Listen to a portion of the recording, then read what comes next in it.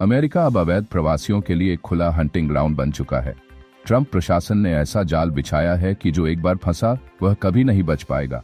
Immigration एजेंसियां पूरी ताकत से काम पर लग चुकी हैं।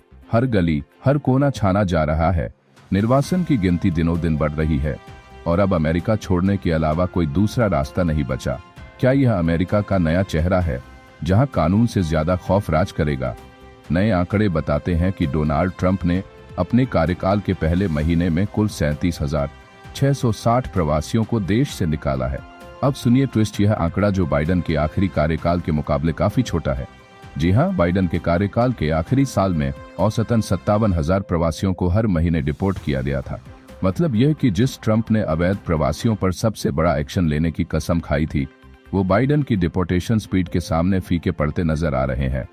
अब इसमें दिलचस्प बात यह है कि बाइडन को ट्रंप के मुकाबले लिबरल माना जाता था, लेकिन आंकड़े कुछ और ही कहानी कह रहे हैं।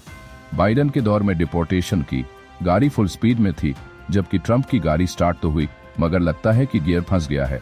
ट्रंप प्रशासन के एक अधिकारी का कहना है कि बाइडन के कार्यकाल में बड़ी संख्या में अवैध प्रवासियों को सीमा पार करते हुए पकड़ा गया, इसलिए उन्हें डिपोर्ट करना आसान था। मतलब साफ है, ट्रंप का बचाव करने वालों का तर्क है कि बाइडन को रेडीमेड डिपोर्टेशन मिले थे, जबकि ट्रंप को खुद मेहनत करनी पड़ रही है। लेकिन अब ट्रंप प्रशासन हाथ पर हाथ धरे नहीं बैठा है।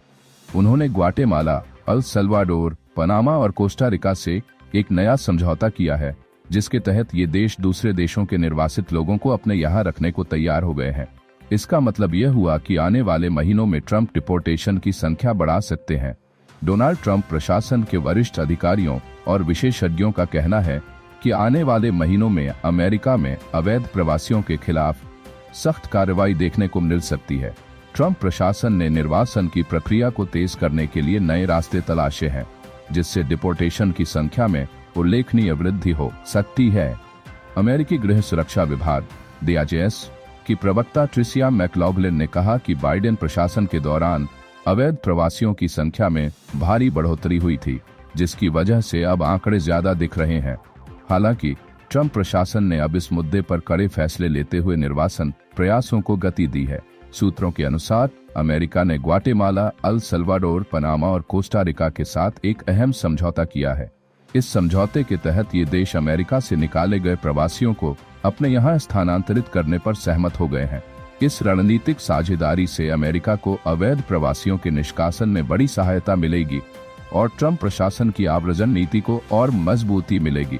हालांकि इस सख्त नीति को लेकर राजनीतिक और मानवाधिकार संगठनों में विरोध के स्वर भी उठ सकते हैं।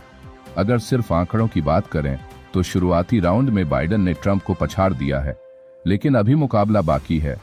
ट्रंप का ट्रैक रिकॉर्ड कहता है कि वो धीरे चलते हैं, लेकिन कभी कभी चौका भी मार देते हैं। अब देखना यह होगा कि अगले कुछ महीनों में ट्रंप अपनी डिपोर्टेशन पॉलिसी को तेज कर पाते हैं, या फिर यह भी उनके उन बड़े बड़े वादों की लिस्ट में जुड़ जाएगा जिनका हकीकत से कोई लेना देना नहीं होता।